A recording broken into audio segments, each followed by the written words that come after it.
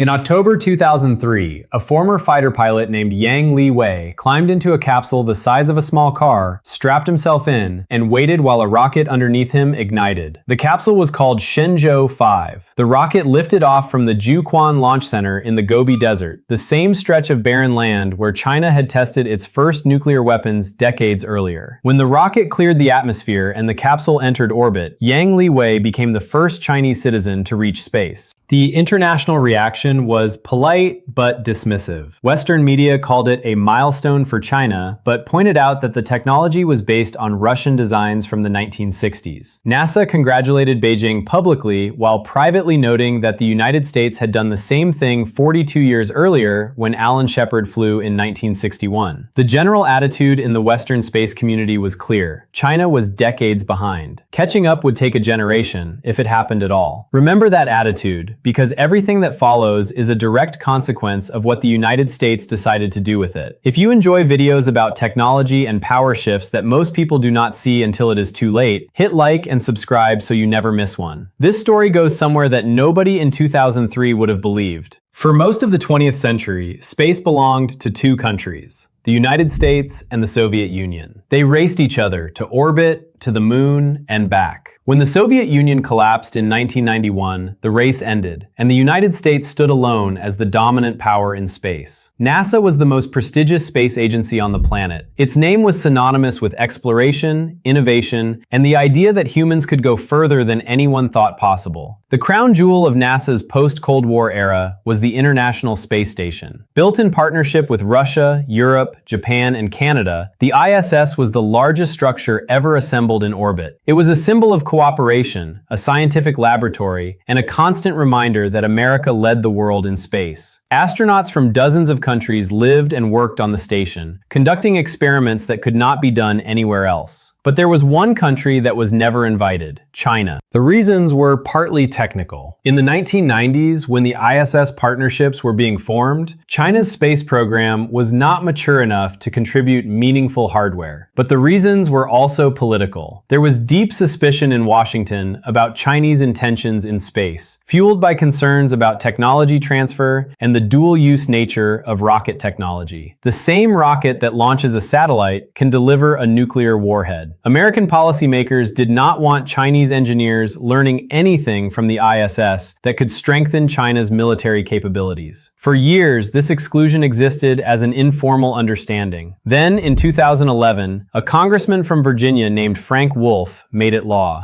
The Wolf Amendment was a short piece of text inserted into the annual spending bill for the Department of Defense. It prohibited NASA from using any federal funds to engage in bilateral cooperation with China or any Chinese-owned company. No joint missions, no shared research, no Chinese visitors at NASA facilities without FBI certification and congressional approval. No exceptions. Wolf stated publicly that the amendment was intended to pressure China on human rights. He saw any collaboration in space as a tacit endorsement of the Chinese government. The amendment passed without significant opposition. Most members of Congress did not pay much attention to it. Space policy was not a priority. The provision was renewed every year and eventually became a permanent feature of NASA's legal landscape. What happened next is one of the most consequential unintended consequences in modern geopolitics. In September 2011, just months after the Wolf Amendment was first passed, China launched Tiangong 1. It was a small space laboratory, not a full station. It was a test, a proof of concept. The message, whether stated explicitly or not, was straightforward. If you will not let us on yours, we will build our own. But the Wolf Amendment was not the only thing that happened to American space capabilities in 2011. In July of that year, the Space Shuttle Atlantis landed for the final time. The shuttle program was over. After 30 years and 135 missions, the most iconic spacecraft in American history was retired and sent to museums. The problem was that NASA had no replacement ready. The shuttle was gone, the Constellation program, which was supposed to build the next generation of crew vehicles, had been canceled by President Obama in 2010 after billions of dollars had already been spent. Engineers who had devoted years of their careers to Constellation watched their work evaporate overnight. The Commercial Crew program, which would eventually produce SpaceX's Crew Dragon, existed mostly on paper. Its first crewed flight would not happen until May 2020. 2020, NASA was stuck. The most powerful space agency in the world, the agency that put human beings on the surface of the moon, could not get its own astronauts to a space station orbiting 250 miles above their heads. So NASA started paying Russia. The arrangement was simple and deeply humiliating. NASA would purchase seats on Russian Soyuz capsules launched from the Baikonur Cosmodrome in Kazakhstan to ferry American astronauts to the ISS and bring them home. American astronauts had to learn Russian, train at Russian facilities near Moscow, travel to a launch site in the middle of the Kazakh steppe, and climb into a capsule designed in the Soviet era. The price started at about $55 million per seat in 2011. By 2014, it was $70 million. By 2018, it had climbed past $80 million. NASA's last Soyuz purchase in 2020 cost $90 million for a single seat. In total, over the 9 years that NASA depended entirely on Russia for crewed access to space, the agency paid roughly $3.9 billion to a foreign government for a capability it once had on its own. $3.9 billion.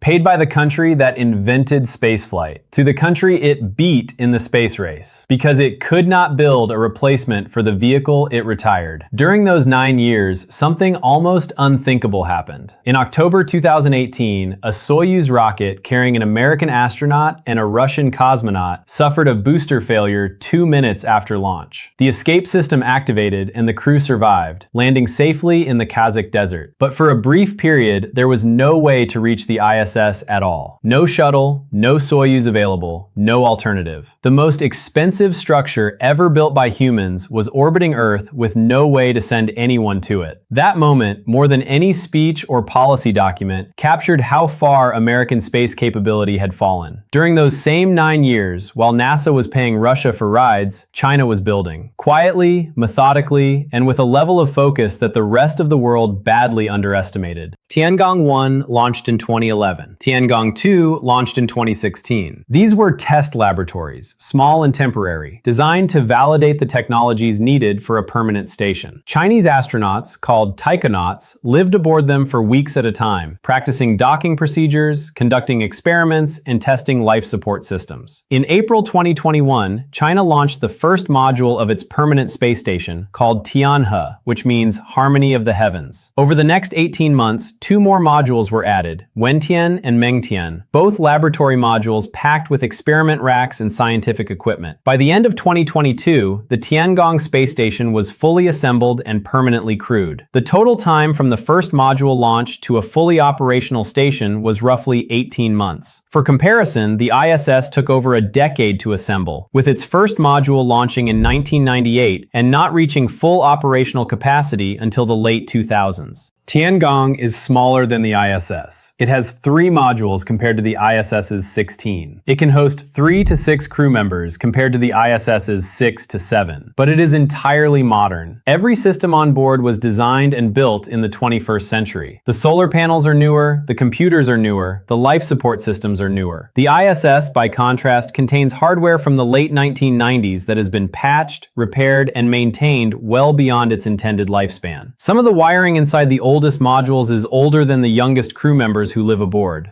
And critically, Tiangong is entirely under Chinese control. No international partnership agreements that can be renegotiated. No foreign governments that can threaten to withdraw modules. No Wolf Amendment that can lock the owner out of their own station. When China decides to upgrade Tiangong, it does not need approval from 5 space agencies. It just does it. Plans are already underway to expand the station from 3 modules to 6, doubling its size and capability within the next several years. China also announced something that no other space agency has done. Tiangong is open to all nations. Applications from international researchers have already been accepted. Scientists from countries across Asia, Africa, and Latin America have been invited to propose experiments. China has explicitly stated that even the United States is welcome if it wants to participate. The country that was locked out of the ISS is now holding the door open for everyone, including the country that locked it out. The symbolism is impossible to miss. While building its station, China was simultaneously doing something on the moon that nobody else had ever accomplished. In January 2019, the Chang'e 4 lander touched down on the far side of the moon, inside the von Karman crater in the South Pole Aitken Basin. This was a world first. No country, not the United States, not Russia, not anyone, had ever landed a spacecraft on the side of the moon that permanently faces away from Earth. Communication with the far side requires a relay satellite positioned at a special gravitational balance point beyond the moon, because there is no direct line of sight to Earth. China launched that relay satellite, called Queiqiao, in May 2018, then used it to guide Chang'e 4 to a precision landing 7 months later. The entire sequence, from relay satellite deployment to successful far-side landing, was executed flawlessly on the first attempt. In 2020, Chang'e 5 landed on the near side, collected 1,731 grams of lunar soil, and returned those samples to Earth. It was the first time any country had brought material back from the moon since the Soviet Union's Luna 24 mission in 1976. 44 years between sample returns. China ended the drought. In 2024, Chang'e 6 went back to the far side, collected more samples, and brought them home. Another world first. No other country has returned samples from the far side of the moon. The scientific value of far side samples is enormous because the geological history of that region is different from the near side, and the material provides clues about the early solar system that near side samples cannot. While all of this was happening, the International Space Station was getting old. The first modules are now more than 25 years old. Cracks have been found in structural components. Air leaks have been detected and patched. Russia's Nauka module experienced a thruster misfire in 2021 that briefly pushed the entire station out of its normal orientation. The ISS was designed for a 15-year lifespan. It has already lasted almost twice that. NASA has announced plans to decommission the station around 2030. A contract has been awarded to SpaceX to build a deorbit vehicle that will guide the station into the Pacific Ocean. When the ISS comes down, Tiangong will become the only operational space station in Earth orbit. Let that sink in. The country that was told it could not participate in the International Space Program will own the only permanent outpost above the planet. Every nation that wants to conduct research in microgravity, that wants to train astronauts, that wants access to a platform in orbit will have one option: China's station. And China has said publicly that Tiangong is open to all countries, including the United States. The country that passed the Wolf Amendment to keep China out of space may one day find itself asking China for permission to get back in.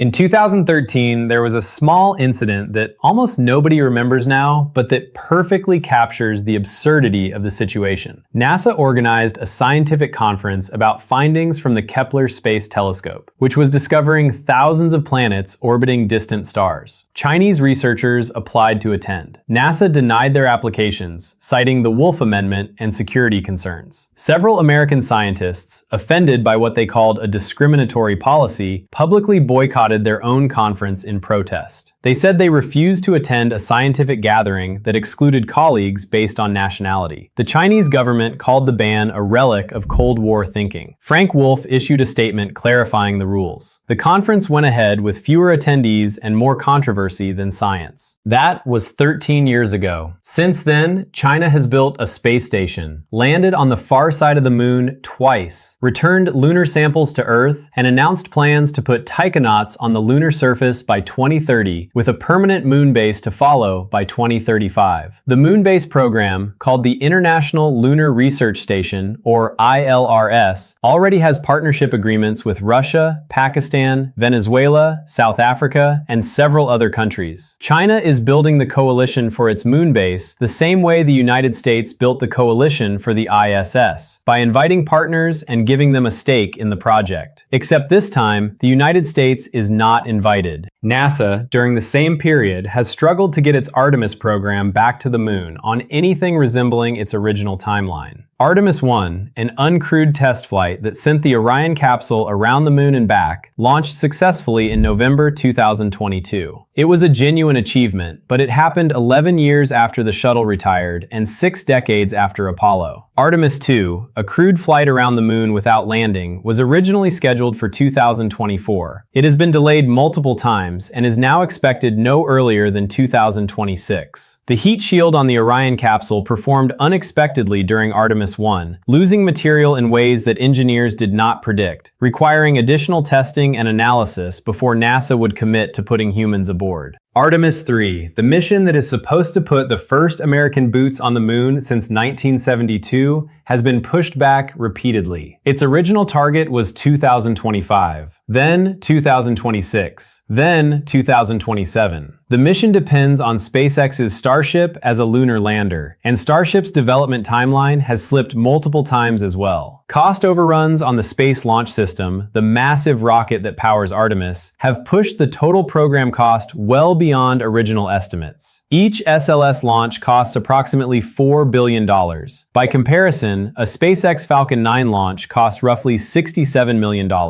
There is a real possibility that Chinese taikonauts will walk on the moon before American astronauts return to it. If China meets its 2030 target and Artemis 3 slips to 2028 or 2029, the two missions could happen within months of each other. If Artemis slips further, China gets there first. The country that watched Apollo 11 on television in 1969, while its own space program barely existed, could plant its flag on the lunar surface before America comes back. The pattern is the same one that shows up every time the United States tries to isolate China technologically. Ban Huawei from Android, and Huawei builds Harmony OS. Ban Chinese participation in the ISS, and China builds Tiangong. Cut off access to advanced chips, and Chinese companies design their own. The assumption behind every ban is that exclusion will weaken the target. The result repeatedly is that exclusion forces the target to become self-sufficient and removes the leverage that dependency once provided. The United States still has SpaceX, which is arguably the most innovative launch company in the world. It still has NASA's deep space capabilities and decades of accumulated expertise. It still has the Artemis program, however delayed. But the gap between where America was in space and where China is now has narrowed to a degree that would have seemed impossible in 2003, when Yang Liwei orbited the Earth in a capsule based on Soviet designs, and the world politely nodded. Frank Wolf retired from Congress in January 2015. His amendment remains in force. The man who wrote the law that locked China out of the International Space Program is gone. The law is still there. And the space station that China built because of that law is now the newest and potentially the only long-term crewed outpost orbiting the Earth. Yang Liwei, the fighter pilot who climbed into Shenzhou 5 in 2003 while the world shrugged, is now a major general in the People's Liberation Army and the deputy chief designer of China's crewed space program. The man the Western press politely dismissed as a latecomer helped build the program that may outlast the ISS. In 2003, the United States looked at China's space program and decided it was not worth worrying about. In 2011, it decided it was worth banning. In 2026, it is looking up at a Chinese space station that will soon be the only one in orbit, and it is not entirely clear what happens next. If this video changed how you think about who actually leads in space right now, hit like and subscribe for more. Turn on notifications so you never miss a video. And I want to hear from you. The United States banned China from the ISS to keep them behind. China built their own station, landed on the far side of the moon, and will soon have the only space station left in orbit. If the ISS is gone and Tiangong is the only option, should NASA swallow its pride and ask for access? Drop your answer in the comments.